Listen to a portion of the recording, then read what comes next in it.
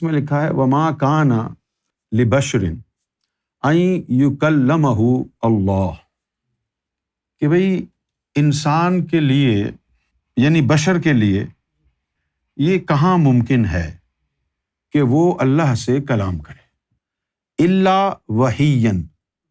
اب یہاں ایکسیپشنز آ گئی ہیں۔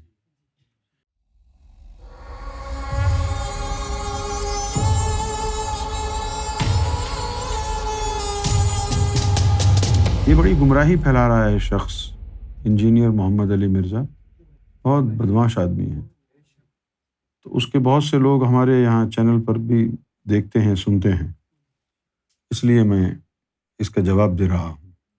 یہ سورۃ الشعراء ہے، قرآن مجید کی آیت۔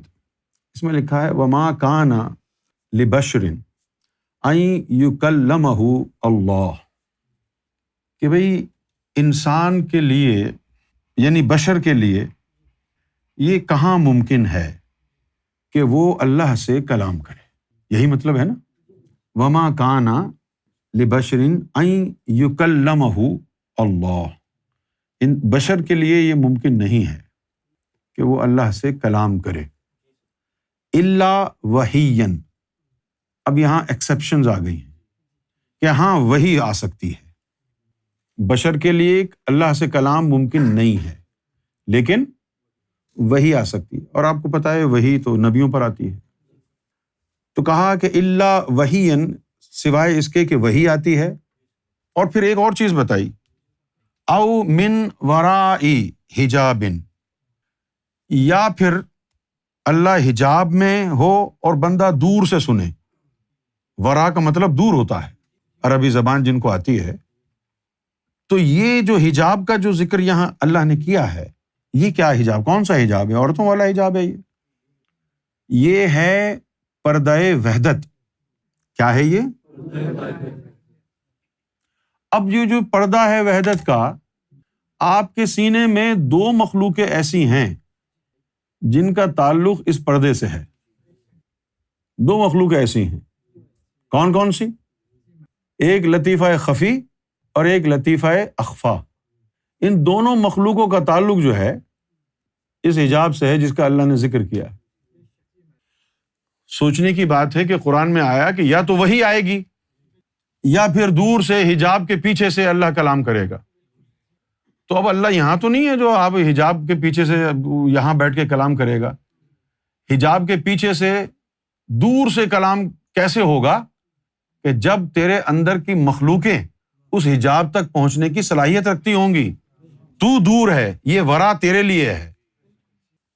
او من وراء حجاب، یا پھر دور سے حجاب کے پیچھے سے وہ کلام کرے گا۔ اس کے بعد بتایا یا پھر او یرسل رسولا، یا پھر وہ رسول کو بھیجے، او یرسل رسولا فیوحی، اور پھر وحی کرے، بِإِذْنِهِ مَا يَشَاءُ، اس کی اذن سے جس کو چاہے۔ اب یہ جو لفظ ہے بِإِذْنِهِ مَا يَشَاءُ، یہ بتا رہا ہے کہ اللہ کی مرضی پر موقوف ہے کہ کس کے ساتھ وہ کلام کرنا چاہے۔ اللہ کی مرضی پر موقوف ہے۔ بھئی مرزا انجینئر علی سے نہ کرنا چاہے تو وہ یہی کہے گا نہیں ہوتا، لیکن اگر وہ ظاہر شاہ سے کرنا چاہے تو کون روکے گا اس کو؟ اس کی مرضی، اللہ کی مرضی ہے۔ اس نے کہا ہے بِإِذْنِهِ مَا يَشَاءُ، اگر اس کا اذن ہو تو پھر جس کو چاہے وہ کرے۔ إِنَّهُ عَلِيٌّ حَكِيمٌ، وہ بڑا اونچی حکمت والا ہے۔ تو یہ جو مرزا انجینئر علی صاحب بکواس کر رہے ہیں کہ اللہ سے اب کسی کا کلام نہیں ہو سکتا، وہ سب کچھ ختم ہو گیا ہے، یہ گمراہی ہے، بکواس ہے، بکواس۔ اور پھر وہ اولیاء اللہ کو کہتے ہیں بابے، اس کا نعرہ ہے یہ، بابے تو شیء کوئی نہیں۔ بابوں نے کیا بگاڑا ہے تیرا؟ وہ صحابہ کرام بابے نہیں ہیں، یہ کوئی بابے نہیں ہیں، کیا بگاڑا ہے انہوں نے؟ ایسے بڑے بدبخت لوگ ہیں۔ ایک تو وہ روایت ہے جس کو لوگ کہتے ہیں ضعیف ہے، تو میں بات ہی نہیں کرتا اس پہ۔ ایک روایت ہے یعقوب علیہ السلام کے دور کی کہ جب یوسف علیہ السلام کھو گئے تھے تو یعقوب نے بھیڑیے سے پوچھا کہ تو نے میرے یوسف کو تو نہیں دیکھا؟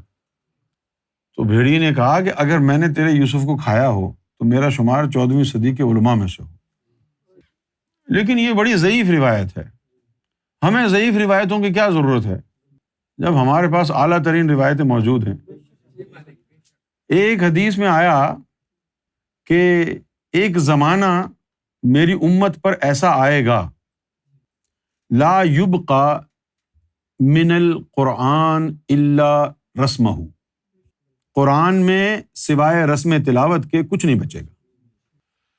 ان یاتی علی الناس زمان، میری امت پر ایک زمانہ ایسا آئے گا، لا یبقى من الاسلام الا اسمہ، اسلام میں کچھ نہیں بچے گا سوائے اس کے نام کے، ولا یبقى من القرآن الا رسمہ، اور قرآن میں کچھ نہیں بچے گا سوائے رسم کے، تلاوت کی۔